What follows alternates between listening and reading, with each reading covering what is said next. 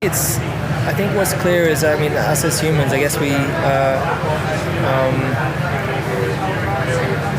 get really stuck in our ways, and I think I've been driving a certain style in a certain way with the same team for such a long time.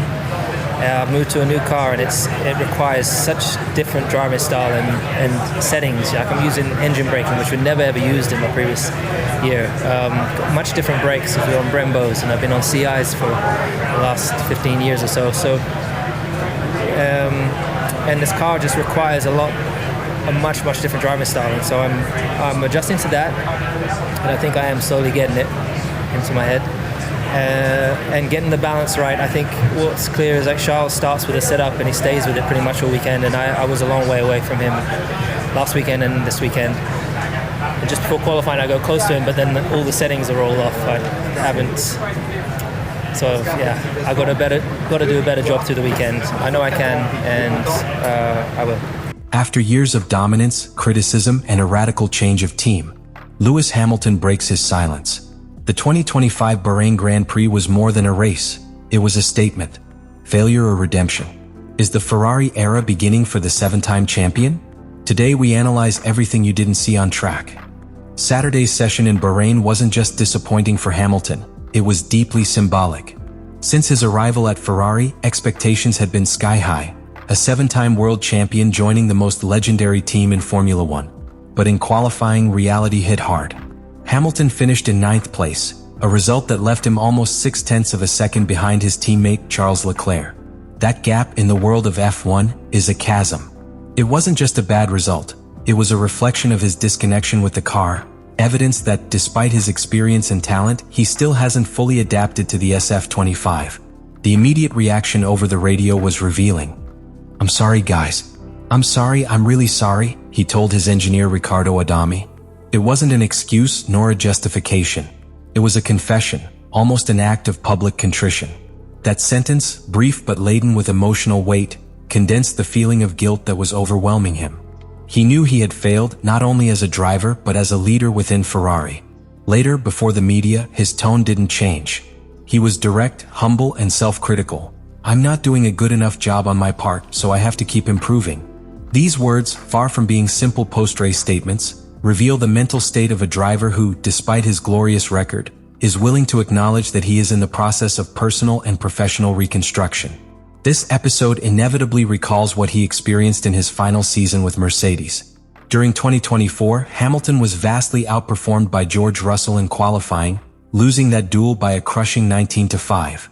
That trend seems to have carried over to Ferrari, not because Leclerc is invincible, but because Hamilton is still dealing with a total transformation of style, technique, and environment. There's something deeply human about watching a legend falter. Not for lack of talent, but because of the process of adapting, failing, and learning. That 9th place in qualifying isn't just a statistic. It's a reminder that even the greatest need time to be reborn. Hamilton is in that process, and every qualifying lap is as much an internal battle as a race against the clock.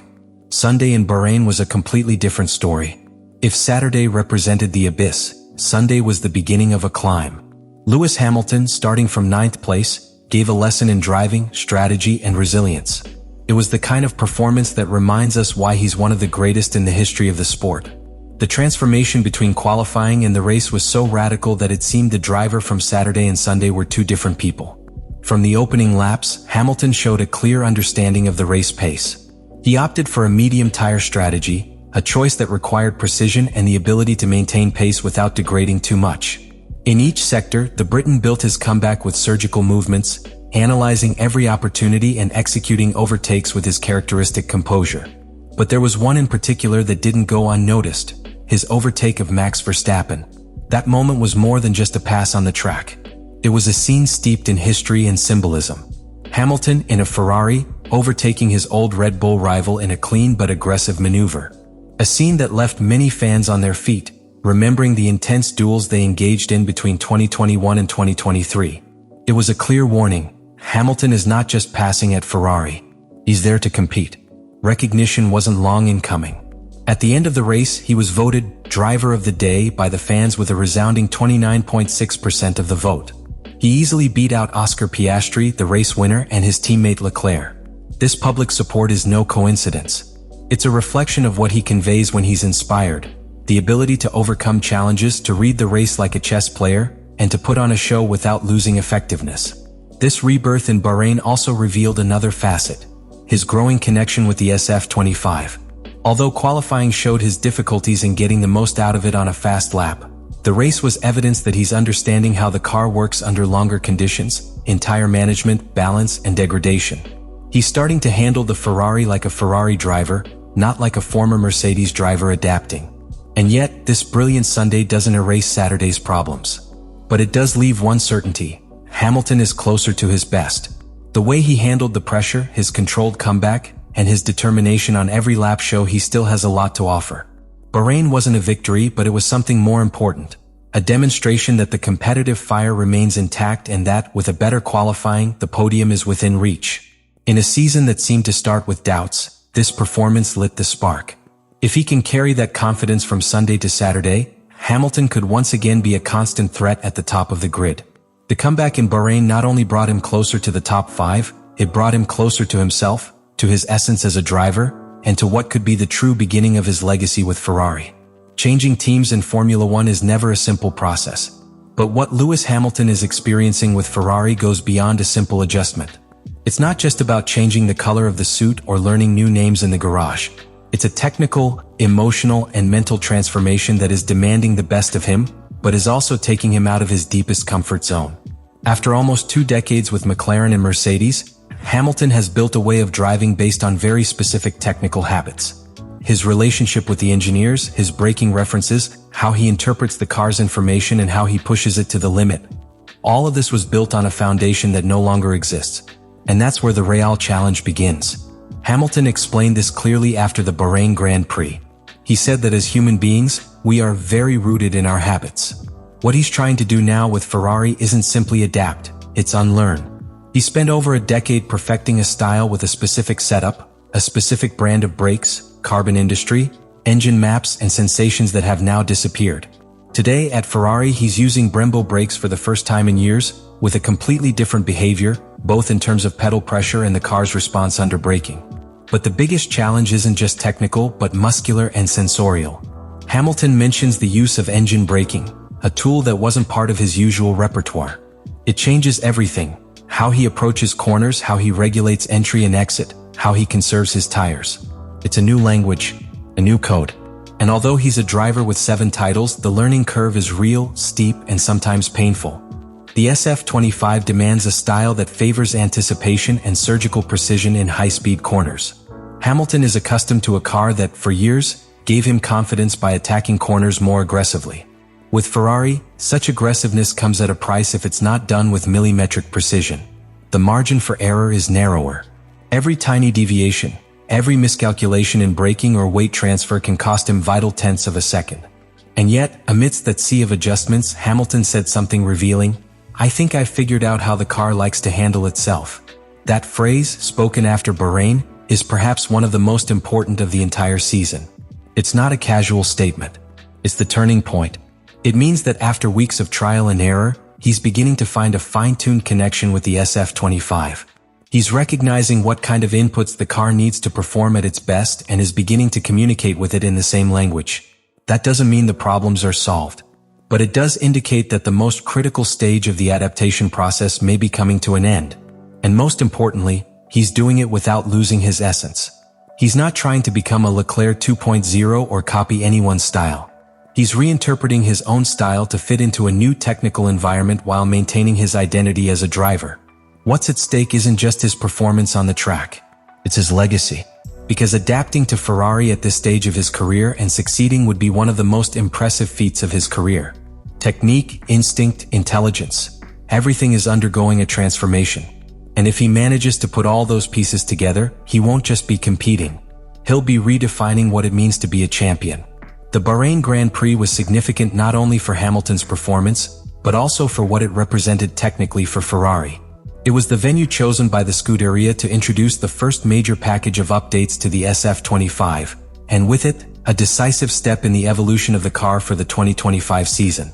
This improvement not only had an immediate impact on performance but also opened a new narrative about the Maranello team's real possibilities in its fight for the championship. The improvements implemented were profound, not merely minor aerodynamic tweaks. They included a structural revision of the car's floor, one of the most sensitive and decisive areas under the current technical regulations.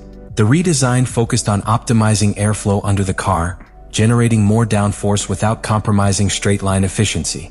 Alongside this, Ferrari introduced new solutions to the edges of the floor, a revised diffuser, and a redesign of the rear brake ducts. Even small modifications were seen to the rear pillar wing, seeking greater high-speed stability and better balance in medium-loaded corners. Lewis Hamilton was one of the first to notice the difference. Since Friday, his comments made it clear that the car was handling differently. He was emphatic in thanking the technical team. The updates are definitely working. A big thank you to everyone back home for working so hard to bring the updates because it's never easy. This kind of acknowledgement is unusual from him so early in a weekend. It suggests an immediate connection with the changes, a validation that Ferrari is not only working quickly but in the right direction. But these improvements don't come out of nowhere. They come in response to a problem Hamilton had already identified weeks earlier, particularly after the Japanese GP. There, he hinted at a deficit in his car compared to Leclerc's. He didn't detail the exact nature of the problem, but did suggest that the differences in handling were related to the aerodynamic package and the floor configuration. In his own words, "We have new floors this weekend, so it should go away." Such a statement reveals that Hamilton was confident that the Bahrain technical package would equalize the level of competitiveness between the two cars, closing a previously frustrating internal gap. One factor that could explain this uneven performance is the SF-25 sensitivity to the car's height. This car has demonstrated behavior that is highly dependent on rake and suspension setup. Hamilton, accustomed to stiffer and lower setups, could have faced a compromise between feel and performance. In fact, this technical characteristic had already played a trick on him in China, where he was disqualified for excessive wear on the floor pan. The new modifications appear to have offered greater tolerance and adaptability, allowing a more favorable balance to be found without compromising the car's technical legality. Despite the progress, not everything is entirely optimistic within Ferrari. Charles Leclerc was more cautious in his assessment of the new package. While acknowledging improvements, he also stated that McLaren is still on another planet. This difference in perception between the two drivers could be due to multiple factors: different driving styles, customized setups, or even differences in confidence in the car. But the underlying message is clear. Ferrari has taken a step forward, but the pinnacle of performance still belongs to another team. The important thing here is that the development work has begun to bear visible fruit. The performance in Bahrain confirms this. And if Ferrari manages to maintain the pace of technical evolution throughout the calendar, it has the potential not only to stay in the fight, but to turn Hamilton into a real contender. Because in Formula One, every millimeter counts. And this new SF-25 floor could be just the firm ground Hamilton needed to begin building a historic season. The 2025 Bahrain Grand Prix has left more than just results on the board. It has revealed a complex, deeply human, and technically fascinating narrative surrounding Lewis Hamilton and his integration with Ferrari. What initially seemed like a hesitant start, filled with doubts, mistakes, and frustration, is beginning to transform into a story of evolution, adjustment, and potential. Hamilton, a driver accustomed to winning from the first corner, has had to slow down, reevaluate, and rebuild. It's not easy for a figure of his stature to publicly acknowledge weaknesses, accept that he's not performing as expected, and at the same time show his willingness to learn from scratch. But that's exactly what he did.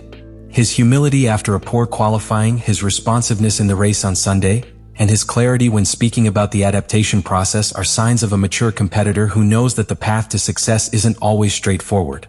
And therein lies the power of this moment. Lewis Hamilton is redefining what it means to be a champion at an advanced stage of his career. He's not looking to replicate his best years at Mercedes. He's trying to write something completely new.